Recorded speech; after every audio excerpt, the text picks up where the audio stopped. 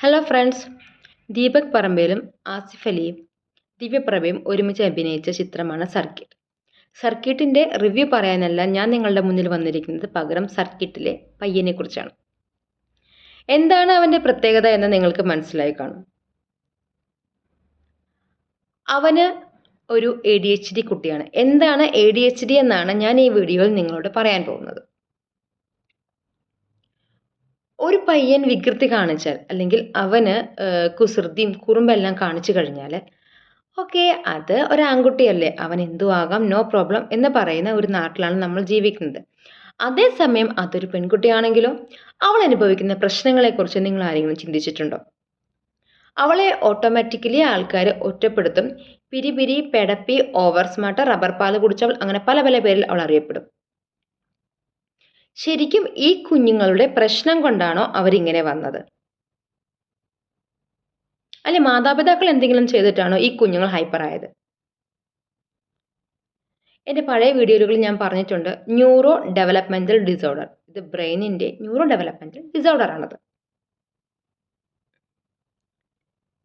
ഇത് നമുക്ക് എങ്ങനെ തിരിച്ചറിയാം?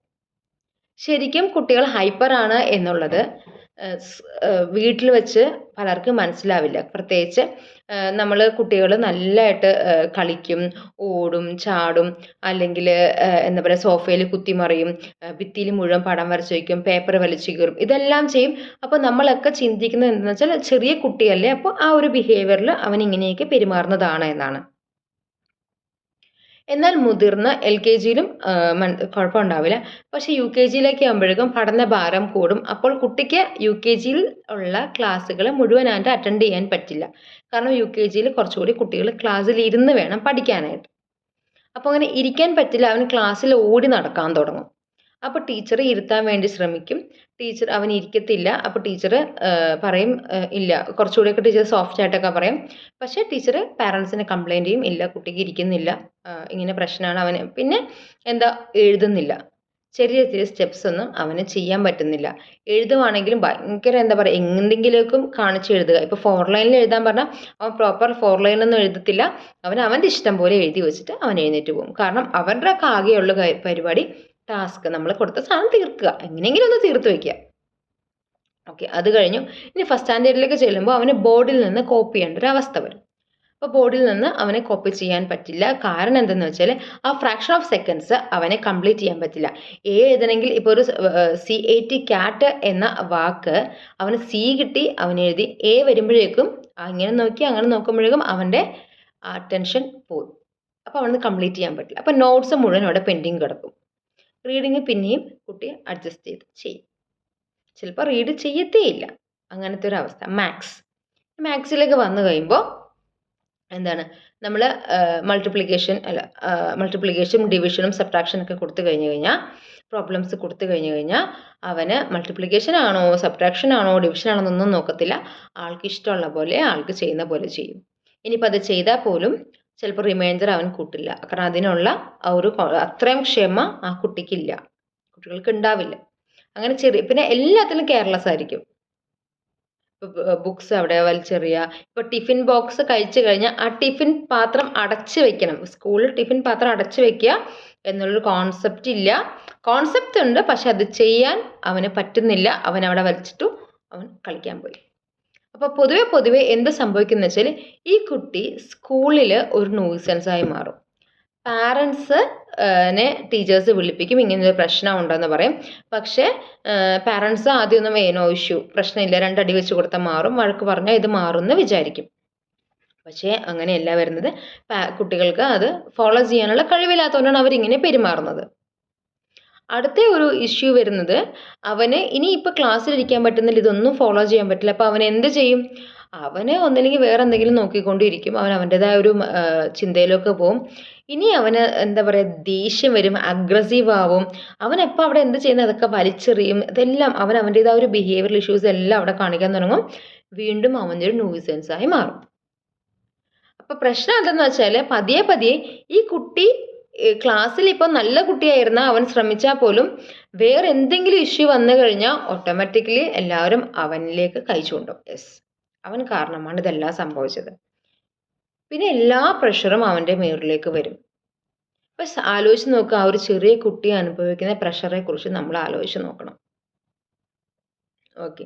ഇപ്പം ഇവനതൊരു പെൺകുട്ടിയാണെങ്കിലോ ഭയങ്കരമായിട്ടായിരിക്കും അവരെ ഇങ്ങനെ ഹരാസ് ചെയ്യുക. നീ ഒരു പെണ്ണല്ലേ, നീ ഒരു പെണ്ണല്ലേ ചോദിച്ച് എല്ലാം. കാരണം അവർ നമ്മൾ പറയുന്ന ഒരു ക്രൈറ്റീരിയസിന് അപ്പുറത്തേക്ക് ഇപ്പുറത്തേക്ക് പെൺകുട്ടികളിലൊക്കെ പോയി കഴിഞ്ഞാൽ ഭയങ്കര പ്രശ്നമാണല്ലോ. ഓക്കെ. ആ ഒരു ഇഷ്യൂസിൽ അവർ പോയിക്കൊണ്ടിരിക്കും. അപ്പം ഞാൻ പറയുന്നത് ഇനി എങ്ങനെ ഇപ്പം ഇതാണ് പ്രോബ്ലംസ് എന്ന് പറഞ്ഞാൽ വലിയ വിശാലമായിട്ടൊന്നും പറയുന്നില്ല. കാരണം പറഞ്ഞു കഴിഞ്ഞാൽ എൻ്റെ വീഡിയോ നീണ്ടുപോകും. അത് പിന്നെ കേൾക്കാനും ഒരു രസം ഉണ്ടാവില്ല. ഇപ്പം തന്നെ എങ്ങനെയാണെന്ന് എനിക്കറിയത്തില്ല. ഓക്കെ. അപ്പോൾ ഇനി ഇതെങ്ങനെ നമുക്ക് ചെറിയ കുട്ടികൾക്ക് നമുക്ക് എങ്ങനെ ഹെൽപ്പ് ചെയ്യാം എന്നാണ് ഞാൻ പറയുന്നത്. അപ്പോൾ അവർക്ക് നമ്മൾ ടാസ്ക് കൊടുത്തു കഴിഞ്ഞാൽ അവർക്കത് എന്താ പറയുക എങ്ങനെയെങ്കിലും എഴുതി തീർത്താൽ മതി എന്ന് ഞാൻ പറഞ്ഞല്ലോ. പക്ഷേ ഇതങ്ങനെയല്ല. നമ്മൾ ഇപ്പം അവന് ഒരു 4 ലൈൻ എഴുതാൻ കൊടുത്തു കഴിഞ്ഞാൽ അതിപ്പോൾ ABCD 4 എഴുതി കൊടുത്തു കഴിഞ്ഞാൽ ആ 4 ലൈനിൽ എങ്ങനെയാണോ പ്രോപ്പറായിട്ട് എഴുതേണ്ടത് അത് ആ ഒരു ടാസ്ക് നമ്മളായിട്ട് എടുക്കുക. യെസ്, ഇതാണ് എൻ്റെ കുട്ടി ഇത് കംപ്ലീറ്റ് ചെയ്യണം. ഇതിന് വേണ്ടിയിട്ട് ഞാൻ ഇത്ര ഹാർഡ് വർക്ക് ചെയ്യണം. അപ്പോൾ നമ്മൾ പാരൻസ് കുറച്ചധികം ഹാർഡ് വർക്ക് ചെയ്യണം ഇതിന് വേണ്ടിയിട്ട്. അപ്പോൾ ഇവനെ നമ്മൾ ആ ഒരു ടാസ്ക് നമ്മൾ കംപ്ലീറ്റ് ചെയ്യുക. എത്ര ടൈം എടുത്താലും അവനിത് കംപ്ലീറ്റ് ചെയ്യുക എന്നുള്ളതാണ് നമ്മുടെ ടാസ്ക്. ഓക്കെ, നമ്മളത് ചെയ്തു. ഇനി രണ്ടാമത്തെ ഒരു കാര്യം, അവന് കളർഫുള്ളായിട്ടുള്ള, കാരണം ഇത്രയും കാര്യങ്ങൾ ശ്രദ്ധിക്കാൻ അവന് പറ്റത്തില്ല. അപ്പോൾ കളർഫുള്ളായിട്ടുള്ള മെറ്റീരിയൽസ് വെച്ചിട്ട് അവനെ പഠിപ്പിക്കുക. ഇപ്പോൾ വെറുതെ റിമൈൻഡർ ഇടാല്ല, പകരം റിമൈൻഡർ ഒരു വട്ടം വരയ്ക്കുകയെ അങ്ങനെ എന്തെങ്കിലും സ്മൈലി പോലെ കൊടുക്കുക, അങ്ങനെയൊക്കെ ചെയ്യുകയാണെങ്കിൽ കുറച്ചും കൂടി അവൻ ആ ഒരു ബ്രെയിനിൽ ആ ഒരു കോൺസെപ്റ്റ് കയറി. ഇവിടെ ഒരു റിമൈൻഡർ ഉണ്ട്, അവനോട് തന്നെ പറയാം നീ ചെയ്യുമ്പോൾ ഇതൊരു സ്മൈലി ആയിട്ട് കൊടുത്തോ, അപ്പോൾ അവനൊരു ആക്ടിവിറ്റി ആയി. ഓക്കെ, അതങ്ങനെ ചെയ്യാം. ഇനി അത് കഴിഞ്ഞ് നമ്മൾ മാത്സിൽ അങ്ങനെ ചെയ്തു. പിന്നെ അത് കൂടാണ്ട് ജോയിനിങ് ഡോട്ട്സ്, അങ്ങനെ കുറേ ഇപ്പോൾ നമ്മുടെ മാജിക് പോർട്ടിലൊക്കെ കുറേ ആക്ടിവിറ്റീസ് വരും. അപ്പോൾ അതൊക്കെ നമ്മൾ കൂടെ ഇരുത്തി തന്നെ കുട്ടീനെ ആ ഒരു ടാസ്ക് കംപ്ലീറ്റ് ചെയ്യിക്കുക.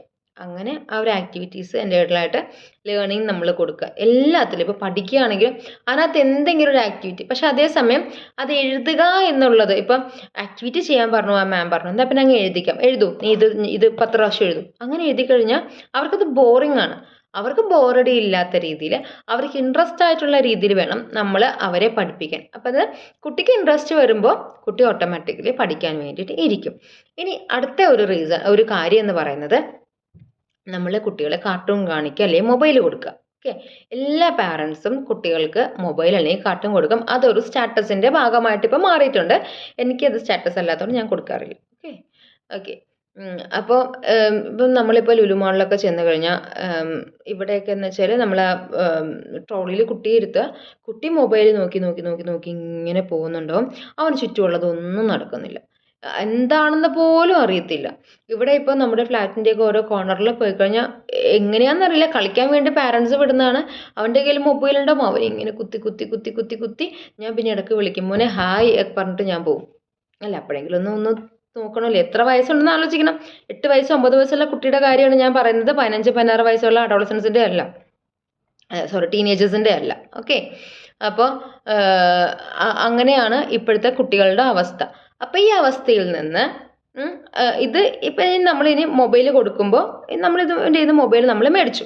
ഓക്കെ, അപ്പോൾ എന്ത് ചെയ്യും, അതുവരെ കെട്ടിയിരിക്കുന്ന ഒരു എനർജി ഉണ്ട്, ഈ എനർജി അങ്ങോട്ടങ്ങ് റിലീസാവും. അപ്പോൾ അവൻ എന്താ ചെയ്യുക എന്നുള്ള ഭയങ്കര പിരിപിരിയാവും. ഇപ്പം എനിക്കറിയാവുന്ന പല പാരൻസും പറയുന്നുണ്ട്, മൊബൈൽ കൊടുത്താൽ അടങ്ങിയിരിക്കും. ആ മൊബൈൽ പക്ഷെ നിങ്ങൾ മേടിച്ച് നോക്കിക്കോളൂ, എന്താ കുട്ടിയുടെ അവസ്ഥ എന്ന് നിങ്ങൾക്കറിയാം. എനിക്കറിയാവുന്ന ഒരു പാരൻ്റ് ഭക്ഷണം കൊടുക്കണമെങ്കിൽ മൊബൈൽ കൊടുക്കണം. അപ്പം ഞാൻ പറഞ്ഞു, നിങ്ങൾ ഭക്ഷണം കൊടുക്കുമ്പോൾ ഈ മൊബൈൽ കൊടുത്തു കഴിഞ്ഞാൽ ഇതില്ലാണ്ട് ഈ കുട്ടി ഭക്ഷണം കഴിക്കുന്നൊരു അവസ്ഥ ഉണ്ടാവും നിങ്ങൾക്ക് തോന്നുന്നുണ്ടോ? അല്ല, അത് ഞങ്ങൾ മാറ്റിയെടുത്തോളാം. ഞാൻ പറഞ്ഞു ഓക്കെ, മാറ്റിയെടുക്കും എന്ന് ഉറപ്പുള്ളവർക്ക് അത് മാറ്റിയെടുക്കാം, നമുക്കത് കുഴപ്പമില്ല, അത് അവരുടെ കോൺഫിഡൻസ് ആണല്ലോ. അപ്പോൾ മൊബൈൽ കൊടുക്കുമ്പോൾ അല്ലെ കാർട്ടൂൺ കാണുമ്പോൾ കുഞ്ഞുങ്ങൾക്ക് ഉണ്ടാകുന്ന അവസ്ഥ എന്ന് പറഞ്ഞാൽ വളരെ പരിതാപകരമാണ്. അത് നമ്മൾ കുട്ടിയുടെ കയ്യിൽ നിന്ന് മേടിച്ച് കഴിയുമ്പോൾ അവൻ്റെ എനർജി ഫുൾ റിലീസ് ആവുകയും പിന്നെ അവൻ കൂടുതൽ ഇങ്ങനെ എന്താ പറയുക ഭയങ്കര ഹൈപ്പർ ആക്ടിവിറ്റി കൂടുകയും ചെയ്യും. എന്താ ചെയ്യാന്ന് യാതൊരു ചെയ്യാൻ പറ്റാത്ത അവസ്ഥയിലേക്കാണ് ഈ കുട്ടി മാറുന്നത്. സോ അതുകൊണ്ട് മൊബൈൽ റെഗുലർ കുട്ടികൾക്കാണെങ്കിലും ഓട്ടിസം ആണെങ്കിലും എന്ത് കുട്ടികൾക്കാണെങ്കിലും അത് ഒന്ന് മാറ്റി വയ്ക്കുക കുഞ്ഞുങ്ങളുടെ കയ്യിൽ നിന്ന്. ഓക്കെ, നമുക്കൊരു ടൈം വെച്ച് മൊബൈൽ കൊടുക്കാമല്ലോ. ഓക്കെ. അങ്ങനെ കൊടുത്തൊരു ഹാഫ് ആൻ അവർ കൊടുത്തോളൂ ദിവസത്തിൽ. നമുക്ക് ടൈം സെറ്റ് ചെയ്യാൻ പറ്റുമല്ലോ. അതൊക്കെ നമുക്ക് ചെയ്ത് കൊടുക്കാമല്ലോ. ഓക്കെ. അത് വേറെ ടോപ്പിക്കാണ്. അത് അവിടെ കിടക്കട്ടെ. ഓക്കെ. പിന്നെ അടുത്തതാണ് ഷുഗറി ആയിട്ടുള്ള സാധനങ്ങൾ ഒഴിവാക്കുക മാക്സിമം. വല്ലപ്പോഴും കൊടുക്കുന്നതുകൊണ്ട് കുഴപ്പമില്ല.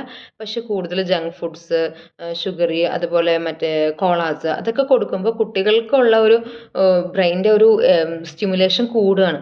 നമുക്കിവിടെ ബ്രെയിനിൻ്റെ സ്റ്റിമുലേഷൻ കുറയ്ക്കുകയാണ് ചെയ്യുക. ചെയ്താൽ അവൻ്റെ ഇത് കോൺസെൻട്രേഷൻ പഠിത്തത്തിലേക്ക് ആക്കുക എന്നുള്ളതാണ് നമ്മൾ ചെയ്യേണ്ടത്. അപ്പോൾ ഞാൻ ഈ പറഞ്ഞ ടിപ്സൊക്കെ നിങ്ങൾ ഉപയോഗിക്കാൻ ശ്രമിക്കുക. അപ്പോൾ ഇതൊക്കെയാണ് ഞാൻ പറഞ്ഞത്. കാര്യങ്ങളെല്ലാം മനസ്സിലായെന്ന് വിചാരിക്കുന്നു. ഇതിനകത്ത് എന്തെങ്കിലും ക്ലാരിഫിക്കേഷൻ വേണമെങ്കിൽ ജസ്റ്റ് കമൻ്റ് ആയിട്ട് ചേർക്കുക.